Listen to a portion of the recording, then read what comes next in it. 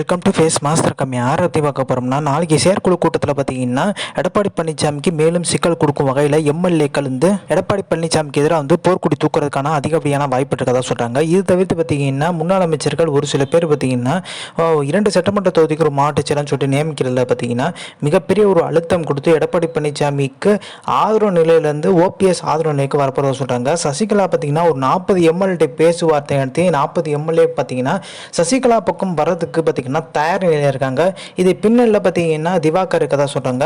So இதனாலவே Edappadi Palaniswami மேலும் சிக்கல் என்ன பார்த்தீங்கன்னா ஓபிஎஸோட பொய்ச்சர வழக்கு, அந்த வழக்கும் ஒரு பக்கம் நெருக்கடி கொடுக்க டெல்டா போல பார்த்தீங்கன்னா முன்னாள் அமைச்சர் காமராஜர் பார்த்தீங்கன்னா நோட்டம், அதாவது காமராஜர் பார்த்தீங்கன்னா கண்காணிக்க வச்சது, எஸ்பி வேலுமணியும் கண்காணிக்க வச்சது, இது மிகப்பெரிய லெவலில் அவங்க 2 பேரும் அதிருப்தியால் இருக்கதா சொல்கிறாங்க. இப்போ முன்னாள் அமைச்சர் இப்போ ஓபிஎஸ் நீக்கிற முடியுமான்னு கேட்டிங்கன்னா இல்லை.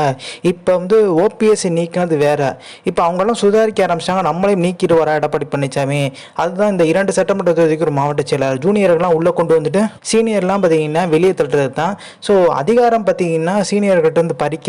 ஸோ இதெல்லாம் வச்சு தான் பார்த்தீங்கன்னா இது கேட்டால் என்ன சொல்ல 2026 பார்த்தீங்கன்னா வலுவாக ஜெயிக்கணும், அதனால பார்த்தீங்கன்னா நான் அஸ்திவாரம் போடுறேன், இந்த வாரம் போடுறேன்ற மாதிரி சொல்லுவார். அதெல்லாம் பார்த்தீங்கன்னா யாருமே நம்புற மாதிரி இல்லை.